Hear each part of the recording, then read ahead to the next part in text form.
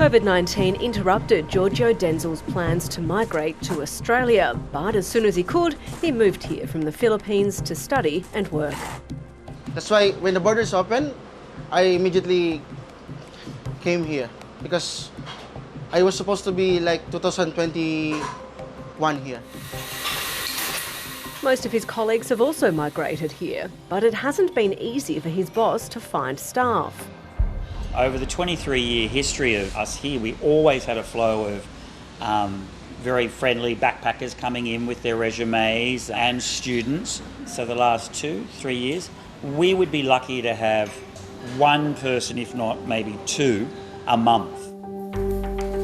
Businesses struggling to fill vacancies are benefiting from the return of migrants, but there's still tightness in the labour market.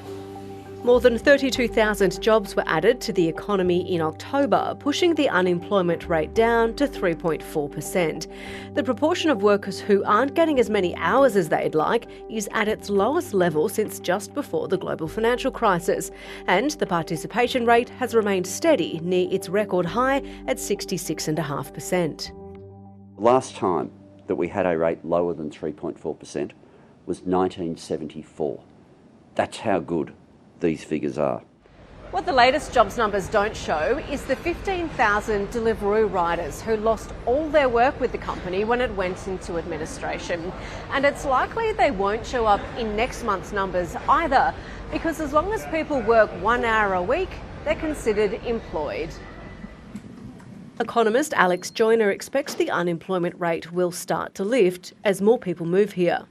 Well, I think this is about as tight as the labour market will get. We're going to have a situation as we move into 2023 where labour demand might be a bit softer, labour supply will be a bit stronger, and that will put a little bit of upward pressure on the unemployment rate. So how are you attracting talent coming from abroad at the moment? Recruiters say the open border is gradually increasing the amount of available workers. It's been slow on the uptake, to be fair, but it's definitely eventuated where we are starting to see international talent and skills enter into the Australian workforce. Cyber risk specialist Malik Rehman moved to Melbourne from the UAE 4 months ago, but he says the 10 months it took officials to process his visa almost turned him off. I think if the processing timing is going to stay the same way, it's going to put off many people if they're really planning to invest here or they're coming for work or whatever. Government red tape also concerns Glenn Boyland, who's grateful student visa holders were allowed to double their hours during COVID to 40 a week. It's a policy that's being removed in June next year. When that happens, I really don't see how we're going to be able to navigate those type of restrictions. Just one of the many challenges businesses face as they head into a new year.